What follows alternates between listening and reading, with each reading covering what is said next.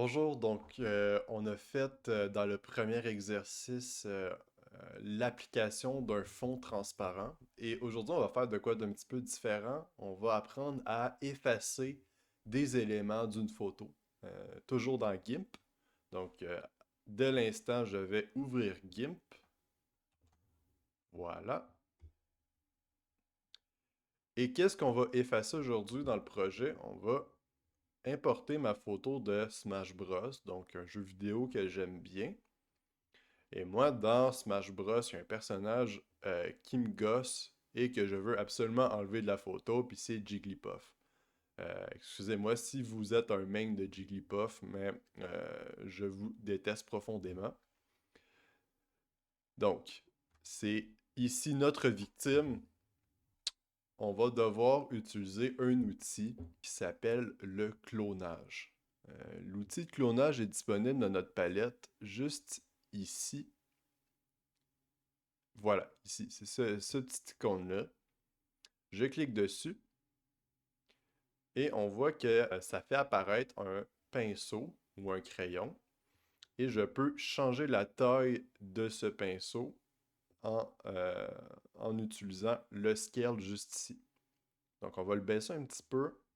Ouais, ça c'est plutôt bon, ok, à peu près cette grosseur-là, quand même petit, dans le but de faire des petites incrémentations de dispersion. Puis là, la technique magique, c'est d'utiliser le bouton contrôle de votre clavier. Donc, on maintient le bouton contrôle et on clique sur un endroit à droite de ce qu'on veut effacer. Donc, ici, à droite de Jigglypuff. Voilà. Ça met un marqueur à cet endroit-là. Ensuite, j'enlève mon bouton contrôle. Et maintenant, j'ai deux pinceaux. J'ai le pinceau que j'ai placé en premier lieu, qui est le pinceau de référence. Et j'ai le pinceau, quand j'ai désappuyé sur CTRL, qui est le pinceau de où je vais effacer. Et en fait, ici, l'outil clonage, l'idée, là, c'est qu'on va cloner le pinceau de référence, son contenu, avec le contenu du pinceau de destination. Donc, en quelque sorte, c'est comme si on allait peindre en blanc toute la zone où Jigglypuff est présentement. Donc, sans plus tarder, je maintiens le clic gauche et je commence à effacer notre ami Jigglypuff, comme ça. Voilà. Voilà. Voilà. Puis là, il faut faire attention, voilà, de tout le temps garder une belle zone. Et là, comme on est pas mal décalé sur la verticale maintenant entre mon pinceau de destination et mon pinceau d'origine, je peux ensuite maintenir le bouton contrôle et redéplacer mon curseur de référence. Voilà. Et je recommence le processus juste ici. Et de cette façon-là, on voit qu'on peut faire disparaître complètement Jigglypuff. Donc, on se revoit après. Je vais complètement effacer Jigglypuff. Voilà. Donc, on voit maintenant que Jigglypuff est complètement disparu de ma photo. Cependant, on voit une petite imperfection dans mon image, et ça, c'est au niveau de l'ombre de Link. Peut-être vous avez remarqué, mais Jigglypuff, elle se superposait au niveau de l'ombre de Link. Donc, ça fait qu'en ce moment, j'ai un ombrage qui est blanc à un endroit où ça devrait être plus noirci ici. Donc, pour régler ça, eh bien, ça va être encore avec l'outil clonage, mais cette fois-ci, au lieu de mettre mon pinceau de référence sur une zone blanche, je vais le mettre plutôt sur une zone noire, comme ça, dans une zone où il y a de l'ombre. Et ensuite, je peux appliquer cet ombrage-là juste ici, comme ça. Et là, je décale de haut en bas pour aller chercher différentes teintes de gris. Comme ça. Comme ça. Puis là, on voit que je manque cruellement de pratique dans cette activité.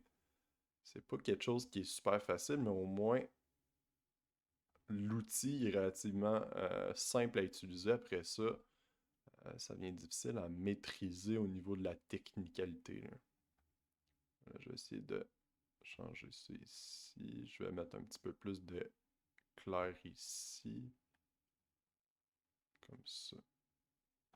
Puis finalement, je vais mettre un petit peu plus pâle ici à ce niveau. Bon, là, j'ai essayé de quoi. Ça fonctionne relativement, cet ombrage-là. C'est pas parfait. Évidemment, nous autres, on n'est pas des artistes, hein. On est des informaticiens, fait qu'on fait les choses à peu près good. Puis moi, je considère cet ombrage-là comme à peu près good. Donc, on a réussi notre objectif. Et pour nous amuser, on va intégrer l'image du personnage dont on a enlevé le fond dans la vidéo précédente. Donc, je vais aller chercher sans plus tarder cette fameuse image-là.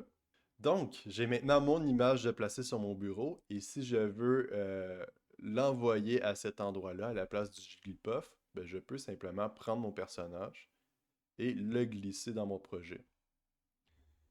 Donc, j'ai présentement mon personnage que je veux réduire sa taille. Comment je fais pour réduire la taille dans GIMP?